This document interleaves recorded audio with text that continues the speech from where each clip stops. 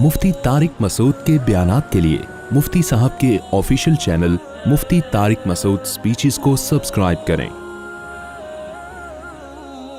बाज़ दफ़ा जारी करना भी पड़ता है। बाज़ दफ़ा ये तो मैंने एक लतीफ़ा सुनाया, हमेशा ऐसा नहीं होता कि आप जो बेगम कह रही है मानते चले जाओ। नबी सल्लल्लाहु अलैहि वसल्लम ने फरमाया लन युफ्लिहा कौमुन वल्लौ अहम्मा उमूरिहिम इलल मरआ, बुखारी की हदीस, वो कौम हरगिज़ कामयाब नहीं हो सकती जो अहम मामलात औरत के सुपुर्द कर दे। समझते हो, आज मर्दों ने सारे अहम फैसले किसके हवाले किए हुए हैं? खवातीन के, लेडीज के हवाले किए। घरों की वाट लगनी है, शादियों पे खर्चा आपका बेतहाशा होना है। समझते हो कि नहीं समझते? हमारे घर वालों ने, मेरे बच्चे ने कुरान की, हमारे घर वालों ने कहा भाई शादी हॉल में हमने तकरीब रखनी है बच्चे के हिफ्स की। मैंने कहा नहीं घर में ही होगी। हॉल में भी जायज़ है, मैंने कहा नहीं घर में ही होगी। घर वालों ने कहा नहीं शादी हॉल में हो। मैंने कहा मेरी अब तक मेरी शादी हॉल में नहीं हुई है भाई, मैं किस मुंह से बच्चे के कुरान की तकरीब करूंगा? सारे ससुराल आ जाएंगे, बोलेगा यार अपनी जब तू शादी कर रहा था उस वक्त तो तूने सादगी का मुजाहरा किया जी, शादी हॉल में नहीं घर में ही होगा जो कुछ होगा। और बच्चे ने हिफ्स किया तो अब शादी हॉल जायज है, शादी हॉल में भी शादी भी जायज है और बच्चे की तकरीब भी जायज है। मैंने कहा घर में ही होगा जो कुछ होगा। बहुत टाइट फड्डा हुआ, बहुत जबरदस्त। बिल आखिर बगदाद पे मेरा कब्जा हो गया अल्हम्दुलिल्लाह। मैंने कहा नहीं, मैं घर में बहुत दबा दबा रहता हूँ, बहुत सारी बातें मान रहा होता हूँ। मिंबर पे तो हर आदमी फंटर होता है ना, लेकिन कुछ चीजें ऐसी होती हैं जहां आके आपको एक्शन लेना पड़ता है कि ये होगा, ऐसी की तैसी, इसमें दो राय नहीं हो सकती, ये ऐसा होगा बस। समझते हो? तो सब बातें बेगमों की माना करें, खामखा में चंगेज खान बनने की कोशिश घर में ना करें। लेकिन कुछ चीजें ऐसी होती हैं जहां आके आपको फैसला सुनाना पड़ता है, भाई ये नहीं हो सकता, इट इजंट पॉसिबल। उर्दू में समझ में ना आए तो आप इंग्लिश में बोल दो, बेगम ये मुमकिन नहीं है, ऐसी की तैसी, ये नहीं होगा। मैंने बताया ना एक आदमी ने शादी की दुबई में, तो उसने अपनी माँ को बुलवा लिया क्योंकि इकलौता बेटा था। इकलौते ये नहीं कि ये भी बड़े नुकसान आते हैं, बच्चे पैदा होते हैं तो सब मिलके माँ को पाल लेते हैं आसानी से। तो माँ को बुला लिया, बूढ़ी माँ को अकेला कहाँ छोड़ता वो। बेगम को एतराज कि माँ को मेरे साथ क्यों रखा हुआ है। मैंने कहा यार माँ खिदमत बहुत लेती होगी। कह रहा है यार बूढ़ी माँ है, वो तो बेचारी को ज्यादा होश हवास भी नहीं है, खिदमत भी मैं ही कर रहा हूँ, उसके लिए मुलाजिम भी रखा हुआ है। मेरी बेगम का कहना है कि माँ रहेगी नहीं इस घर में। मैंने कहा ये मुतालबा तो देखो, खिदमत बहुत ले रही होगी ना, ये तो जायज मुतालबा है ना। बाज़ दफा सासें हर वक्त रिमोट कंट्रोल की तरह बहू को चला रही होती हैं, उसकी अपनी पर्सनल लाइफ ही नहीं होती कोई, ये तो जुल्म है। उसने कहा भाई कुछ भी खिदमत, मुलाजिम रखा हुआ है अम्मा की खिदमत के लिए, मेरी बीवी को घर के अंदर माँ बर्दाश्त ही नहीं है और इतना दबाव डाला हुआ है, मैं क्या करूं। मैंने कहा आप बोल दो माँ को घर से मैं बोलो नहीं निकाल, ऐसी की तैसी, जो करना है करो तुम्हारी ऐसी की तैसी। मैंने कहा गुस्से होने की जरूरत नहीं है, आराम से पेपर पे लिख के दे दो, बेगम it isn't possible for me to get out my mother from my house. English में बहुत ज्यादा समझ में, यही पढ़ा लिखा मियाँ है, पता नहीं मैंने इंग्लिश सही बोली गलत बोली, वो बाद में चेक कर लेना इसको डिक्शनरी में। भाई ये नहीं हो सकता यार, बूढ़ी माँ को हम छोड़ दें बेगम के कहने पर, ना तुमसे वो खिदमत ले रही है, ना अपना आराम से कमरे में बैठी मुसल्ले पे, ऐसा थोड़ी होता है यार। मैंने कहा उसको बोला कल तुम्हारा बच्चा भी इसी तरह तुम्हें निकाल दे, क्या गुजरेगी तुम्हारे ऊपर। कह रहे मेरे बच्चे रुल जाएंगे अगर मेरी बीवी छोड़। मैंने कहा बच्चों की ऐसी की तैसी। आजकल तो ये बड़ा मसला है ना, औरत को ज्यादा बोझ डालो, अदालत से खुला भी लेगी, बच्चे भी लेके मार्केट से स्टार्ट हो जाएगी और आप सारी जिंदगी बच्चों के लिए रुलते रहो। मैंने कहा बच्चों से अभी से आप यूं कर लो, क्या करो, ये वाले बच्चे ही कैंसिल हो गए, नए सिरे से नई शादी नए बच्चे दोबारा से। क्या ख्याल है भाई? पहले माँ बाप हैं, बच्चे बाद में। नहीं छोड़ना माँ को, गैरत के साथ सर उठा के जियो यार। کہتے ہیں پھر بیوی, آج کل یہ بڑے مسائل ہیں نا, بیوی بدنام بہت کرے گی, دیکھو بچوں کو چھوڑ دیا اور ماں کو چھوڑ دیا. میں نے کہا یار جو بدنامی, بعض خواتین جو میرا بیان نہیں سن رہی ان کی بات کر رہا ہوں, وہ کرتی ہیں بدنام. اور ہمارا کلچر ایسا ہے کہ عورت کے 2 آنسو سنے دیکھے گا تو بس اسی کی طرف چلا جائے گا, وہ تحقیق نہیں کرتا کہ یہ صحیح کہہ رہی ہے غلط کہہ رہی ہے. ظالم دونوں ہوتے ہیں, مرد بھی ہوتے ہیں عورتیں بھی ہوتی ہیں, میں مانتا ہوں, ایسا نہیں ہے کہ ساری عورتیں ظالم ہیں, مرد بھی بڑے ظالم ہوتے ہیں. لیکن ایک نیچر ہے کہ مرد جب مرد کی بات سنتا ہے یقین نہیں کرتا, عورت کے آنسو دیکھتا ہے تو مرد بھی اسی کی طرف پگھلتا ہے, تو بدنام کرتی ہے. دیکھو بچے چھوڑ دیے اس نے, بچوں سے ملنے نہیں آتا, یہ نہیں کرتا, حالانکہ اندر کہانی کچھ اور چل رہی ہوتی ہے. تو کہہ رہے بدنام کے, میں نے کہا ایسی کی تیسی یار, بدنامی کی کیا ہے, بدنامی تھوڑے دن چلتی ہے, اس کے بعد لوگ کسی کے پاس ٹائم نہیں ہے آج کل, ہر آدمی اپنے معاملات میں اتنا گھرا ہوا ہے. میں نے کہا یہ جو آخرت میں بدنامی ہوگی, اماں کو یار اس بڑھاپے میں آپ اکیلا چھوڑ دو. کہہ رہے میں کراچی میں رکھوں اور ان کے لیے ملازم رکھوں. میں نے کہا نا نا, بوڑھی ماں ملازم کے ساتھ اس کی گود میں سر رکھ کے سو, یہ تو بڑھاپے میں تو ماں کا مزہ ہے یار. ماں باپ جتنے بوڑھے ہوں اتنے زیادہ اچھے لگتے ہیں. جتنی بوڑھی ہوگی نا ماں, اس میں اتنا ہی اللہ محبت دل میں پیدا کرتا ہے اس کی. تو اسی طرح ہم عورتوں کو بھی بدماشی سکھاتے ہیں, صرف مردوں کو نہیں سکھاتے بدماشی. ہم خواتین کو بھی کہتے ہیں آپ کے بیسک حقوق ادا کر رہا ہے تو ٹھیک ہے, پھر مرد آڑا ترچھا بھی ہو برداشت کرو. اگر کمبخت بیسک حقوق ہی ادا نہیں کر رہا, کماتا ہی نہیں ہے سالہ, کھلاتا ہی نہیں ہے, اپنے خرچے پہ, اپنے سسرال کے خرچے پہ پل رہی ہو, پھر میاں سے محبت یا اس کے حقوق کی بالکل بھی ضرورت بولو نہیں. میاں بیسک حقوق نہیں اگر اٹھا رہا ہے, محبت ہے, آئی love you I love you, جب خرچہ نہیں ہوتا. یہ جو خواتین شوہروں سے پریشان ہوتی ہیں نا, یہ رومانس نہیں ہے, رومانٹک قسم کے نہیں ہے, محبت کے ساتھ, بھائی یہ سارے حقوق ادا کر رہا ہے, اس لیے اس کو آئی لو یو کہنے کی ضرورت ہے نہیں. یہ جو بوائے فرینڈ ہوتا ہے نا جو آئی لو یو کی گردانے, اس کمبخت نے دھیلا بھی خرچ نہیں کرنا ہوتا آپ کے اوپر, نہ گیس کا بل دینا ہے اس کمبخت نے, نہ بجلی کا بل دینا ہے, نہ بچوں کی اسکول کی فیسیں دینی ہے, تو آئی لو یو پہ ہی چل رہا ہوتا ہے, یہ شعر و شاعری پہ ہی چل رہا ہوتا ہے.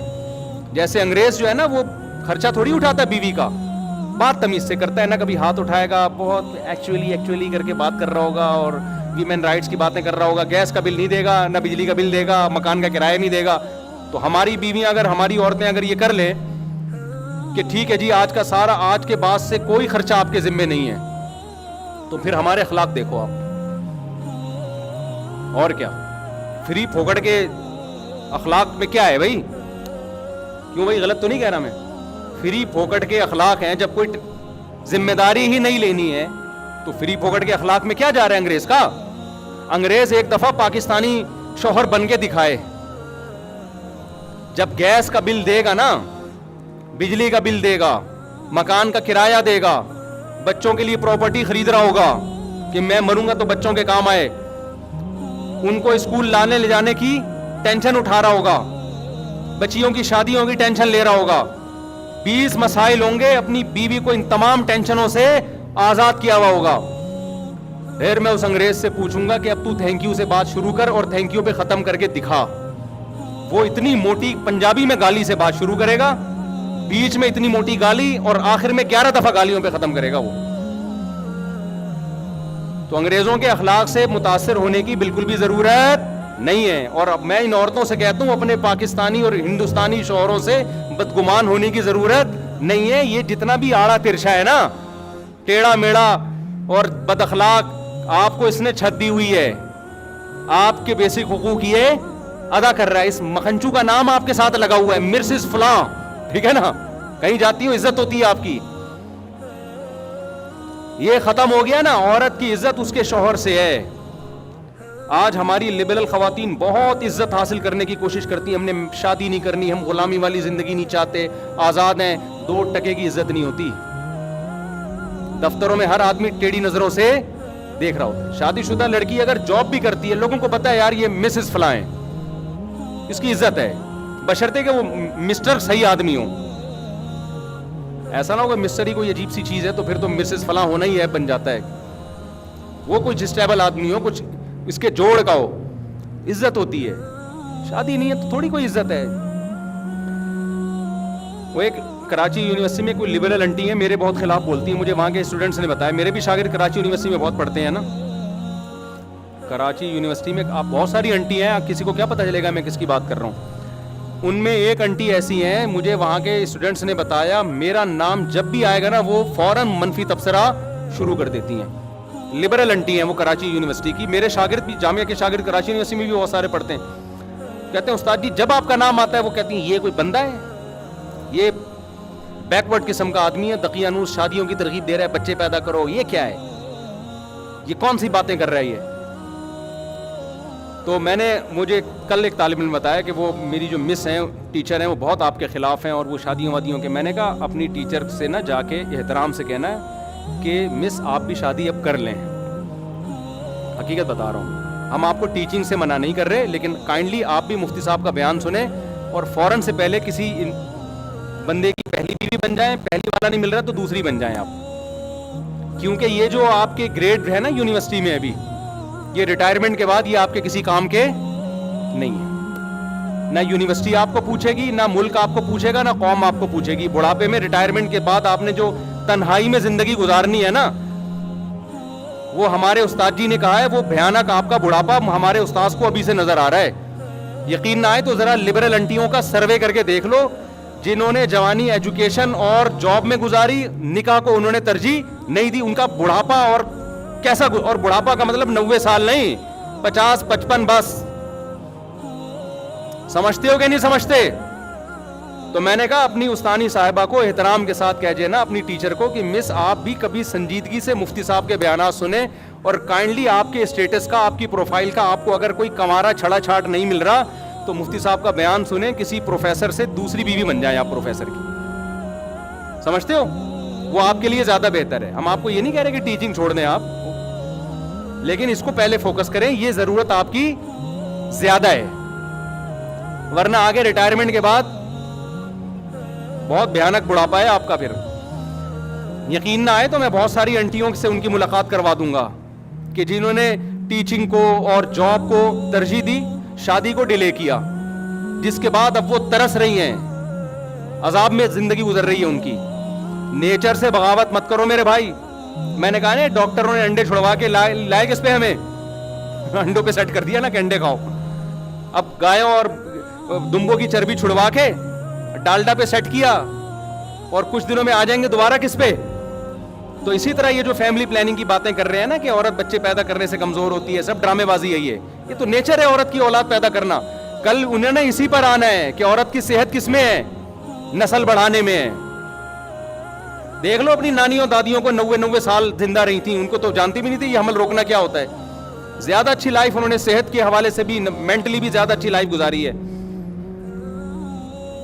تو وہ یونیورسٹی کی جو ٹیچر صاحبہ ہیں, میں نے اپنے شاگرد سے کہا ان سے کہنا کہ میں آپ کو بہت ساری لبرل انٹیوں سے ملوا سکتا ہوں. ریٹائرمنٹ کے بعد دیکھو ان بیچاریوں کا حال کیا ہوتا ہے. ہماری دادیاں نانیاں تو کچھ بھی نہیں آتا تھا ان کو, پڑھی لکھی نہیں تھی, کیسی بادشاہوں والی زندگی گزاری ہے بھائی.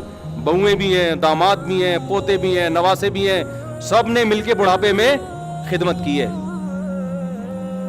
عزت بھی ملی ہے. عزت عورت کو اپنے خاندان سے ملتی ہے, باہر سے نہیں ملتی. کمپنی آپ کو جب تک عزت دے گی جب تک آپ کمپنی کے کام کی ہو. میڈم صاحبہ, کمپنی آپ کو جب تک عزت دے گی جب تک آپ کمپنی کے کام کی ہو. جب آپ کمپنی کے کام کی نہیں, وہ ہو سکتا ہے سال میں ایک آدھ دفعہ تقریب میں آپ کو ہار پھول بھیج کر دیے جائیں, اس کے بعد کوئی بھی نہیں پوچھتا.